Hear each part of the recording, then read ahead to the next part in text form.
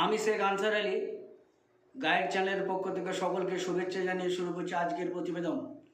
শিরোনাম: আসাম সরকারের দ্বারা মাদ্রাসা বন্ধের সমর্থনে নবান্ন নিমন্ত্রণ চ্যানেলের সঞ্চালকের প্রতিবেদন সম্পর্কে কিছু কথা।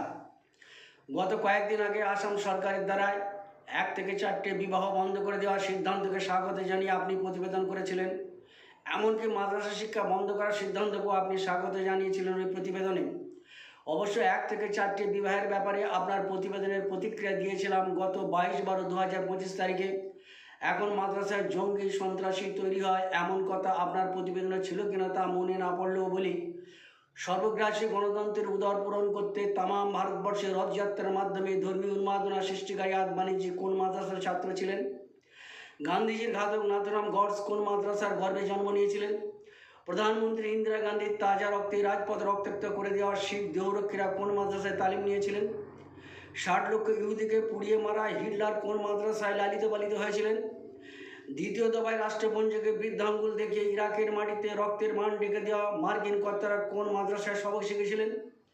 এবার মাদ্রাসা শিক্ষা বন্ধ করার সমর্থনে বলেছেন আসাম সরকার মাদ্রাসা বন্ধ করিয়ে ছেলে মেয়েকে বিজ্ঞান শিখতে বলেছে, যা কল্যাণকর হবে, ইত্যাদি ইত্যাদি। অবশ্যই এটা ঠিক যে একজনকে কুঁয়ে সাঁতার শিখিয়ে সমুদ্রে ফেলে দিলে যা হয়, তেমনি একজন ছাত্র 5, 6, 7 পর্যন্ত পড়ে ধর্মকে বুঝতে গেলে সে প্রায় আমার মধ্যে বিপদ করে বসবে। যদি এসবের বিস্তারিত ব্যাখ্যায় না গিয়ে বলি, শিক্ষা যেমন মানুষকে সচেতন করে, মানবিক করে, তেমন শেখায় চাতুরিকত্ব। আমার শিক্ষা প্রতিষ্ঠানে মাধ্যমিক সেন্টার হয়, হেড টিচার হয়ে সঙ্গত কারণে কোনো ছেলেকে ঘাড় ঘোরাতে দিইনি। কত ছেলে মেয়েকে চোখের জলে নাকের জলে করে ছেড়েছি, কিন্তু নিজের ছেলেকে নিজের স্কুলে 8ম শ্রেণী পর্যন্ত পড়িয়ে এমন এক স্কুলে ভর্তি করলাম যে স্কুলের মাধ্যমিক সেন্টার আমার স্কুলে হবে। তারপর অন্যান্য শিক্ষকদের বলে দিয়েছি ছেলেটার প্রতি একটু নজর দেবেন। আহা, সত্যিই তো শিক্ষা মানুষকে কেমন সচেতন করে।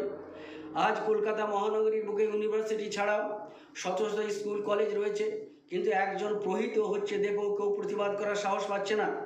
তবে মুক্ত মাদ্রাসা চত্বরে এমন ঘটনার প্রতিবাদ অবশ্যই হবে বলে আমার ধারণা। অবশ্য ধর্মীয় শিক্ষার সঙ্গে জেনারেল শিক্ষার অ্যাডজাস্টমেন্ট কীভাবে হয় সেটা অন্য বিষয়। আজ বাংলা সহ সমগ্র ভারতের অবক্ষয়ের মূলে কি মাদ্রাসা শিক্ষাই দায়ী?